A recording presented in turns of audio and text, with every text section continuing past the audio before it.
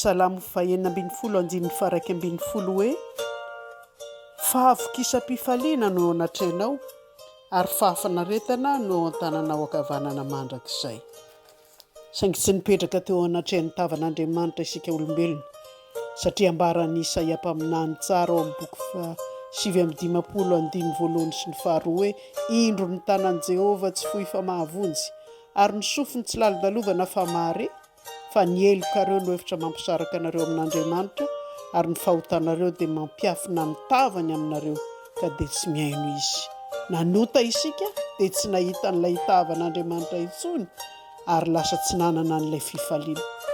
Fa Andriamanitra tsy nijanona teo noho ny fitiavana antsika fa mbola naniraka ny zanany latokana dia Jesosy Kristy izay mbola manambara hoe tiany ny hahatanteraka ny fifaliantsika.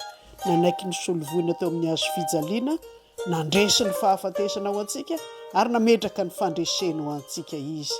Ka mahatonga ny Paoly ilaza mazava ao amin'ny bokin'ny Romanina 5:17-20 hoe ary Andriamanitra ny fanantenana ny ameno anareo amin'ny fifaliana sy ny fiadanana rehetra amin'ny finoanareo mba hitombonareo amin'ny fanantenana noho ny herin'ny fanahy masina.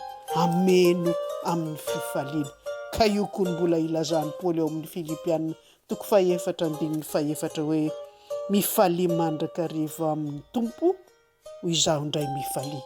Ao amin'ny tompo noho ny amin'ny tompo ny maha izy azy izay ny loharanom-pifaliantsika, tsy izay omeny fa ny maha Andriamanitra tia azy. Ho azy rery ny voninahitra.